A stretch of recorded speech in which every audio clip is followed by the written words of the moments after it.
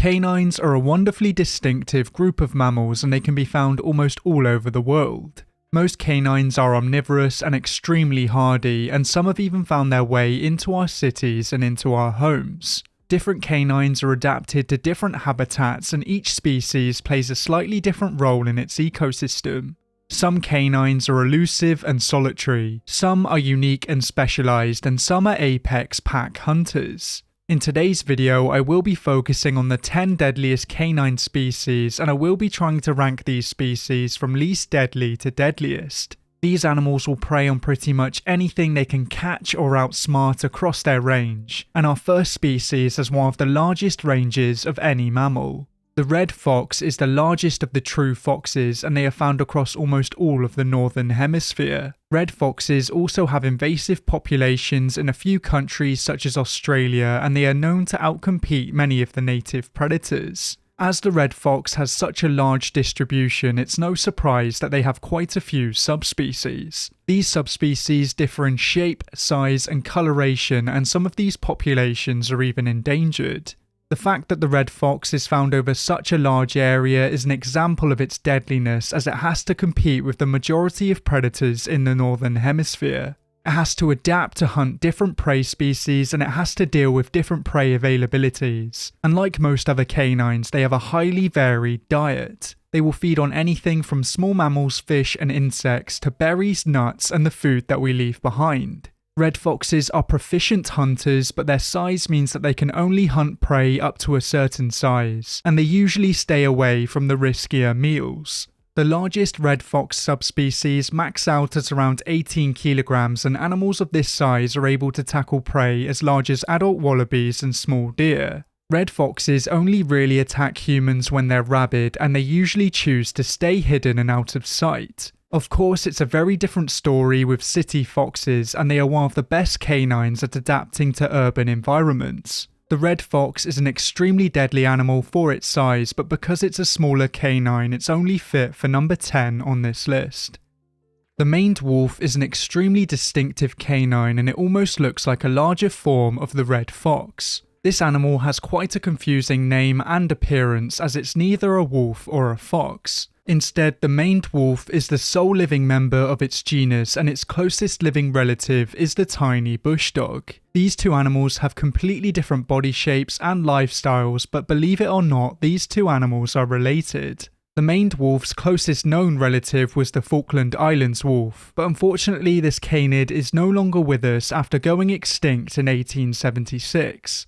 The maned wolf is the tallest wild canid, and this lofty frame is actually a useful adaptation. They like to hunt in areas of long grassland, and their height helps them to see above the grasses and pick out prey or forage for fruit. This animal is once again omnivorous, but it eats more plant matter than most other wild canids. Some studies suggest that plant matter makes up around 50% of their diet, and they will feed on most edible plants in their area. They are known to feed on sugarcane and bulbs, and they even have a fruit named after them as they eat it so regularly. When they want a taste of meat, they are very adaptable predators, and they are known to target over 178 different animal species. Around 21% of its hunts are successful, and they will prey on anything from armadillos and insects to pampas deer and large birds. They are mostly shy around humans and will flee in the face of danger, but if you're a small to medium-sized animal, then they are extremely deadly. For this reason, they slot in at number 9, as they are one of the deadliest canines in South America.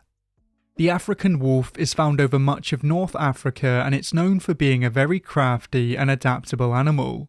For a long time, this animal was believed to be a subspecies of the golden jackal, but in 2015 it was proven to be distinct from this canid. It's more closely related to the grey wolf and coyote, but studies have demonstrated that it is the descendant of a genetically admixed canid of 72% grey wolf and 28% Ethiopian wolf. The African wolf's size differs greatly across their range, but some of the larger individuals are found in Egypt and can reach a maximum size of around 20 kilograms. This animal's social organisation is extremely flexible, as sometimes they are seen alone and sometimes they are seen in small family groups. These groups are able to take down larger prey than solitary individuals, and the African wolf is known to target a wide variety of animals. They are capable of taking down prey 3 times their size, but in most cases they target the young of larger herbivores.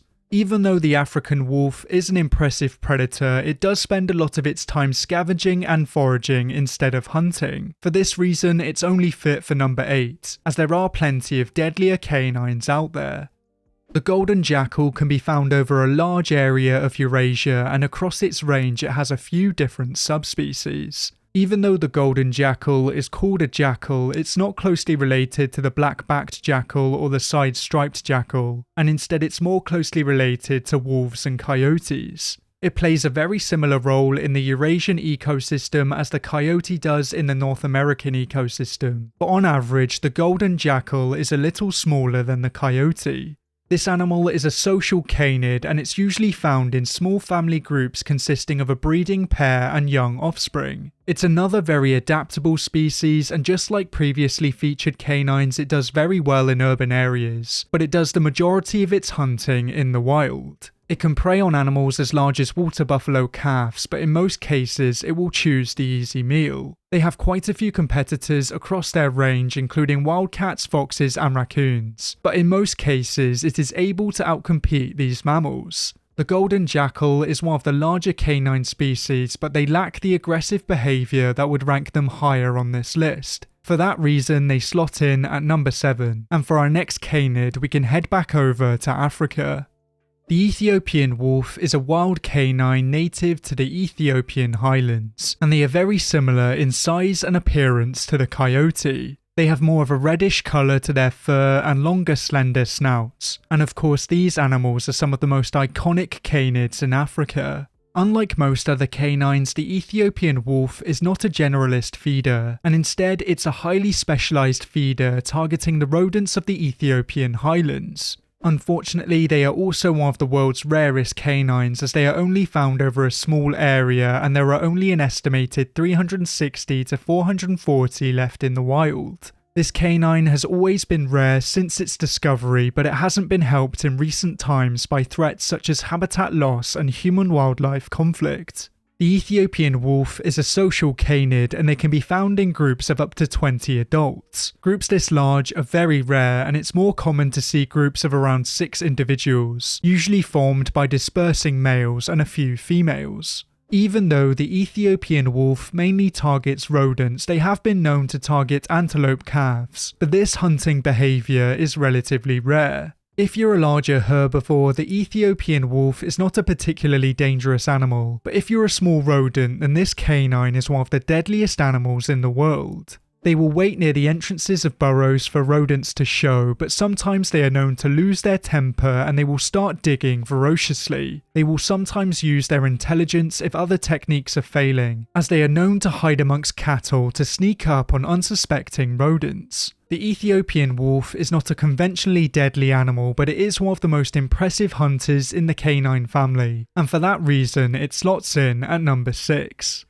The coyote is a canine native to North America, but I'm sure most of you knew that already. This animal is one of the most well-known canines in the world, and it's garnered quite a bad reputation. Like the red fox, the coyote does very well in urban environments, and this has led to many people viewing them as a pest. The coyote shouldn't be hated for its adaptability, and in most cases they are better at controlling pests than being pests. One of the reasons that coyotes are attracted to urban areas is because they are great rodent hunters, and our wasteful eating habits attract these small mammals. They are great at controlling rodent numbers around farms, so as long as you protect your livestock well, then they are a positive species to have around, and they're really no pest at all. Coyotes are close relatives of the grey wolf, and these animals will even interbreed where their ranges overlap. They are a lot smaller than their closest relatives though, as they max out at around 34 kilograms. Coyotes of this size are quite rare, but there are quite a few subspecies across North America, and some of these subspecies are larger than others.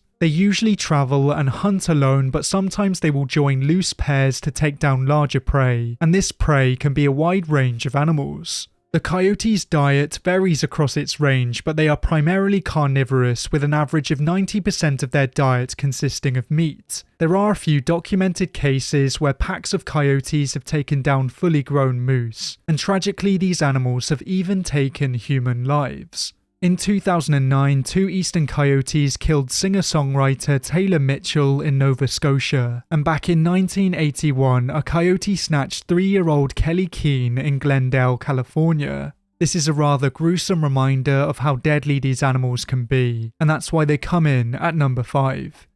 The dhole is a distinctive canid that roams across South and Southeast Asia, and it's the only member of its genus. They are closely related to species in the genus Canis, but their closest living relative is believed to be the African wild dog. Dholes aren't the largest canines, maxing out at around 21 kilograms, but they seem to be unaware of this size and target animals far larger than themselves. They are highly social animals, being found in large clans consisting of up to 40 animals, but usually these groups number around 12 individuals. Hunting in packs allows them to target larger prey, and like many other canids, their superpower is their stamina. They can chase prey for many hours, and each dhole will take it in turn to lead the chase, while the others rest, running at a steadier pace. Dhole will target prey weighing as much as 175 kilograms, and this means that when they make a kill, there's a lot of food to go around. They are found in some of the most competitive ecosystems in the world, and to be able to survive in these ecosystems, they need to be extremely hardy. Their natural enemies come in the form of leopards and tigers, and sometimes these animals will even predate on them. Dhole do have safety in numbers in most cases, and they have been known to steal the kills of larger predators and even chase them out of areas. Pound for pound, the dhole is one of the deadliest canines in the world, but due to their smaller stature, they slot in at number 4. The dingo is a wild canine that can be found over large areas of Australia, but we aren't quite sure how to classify it.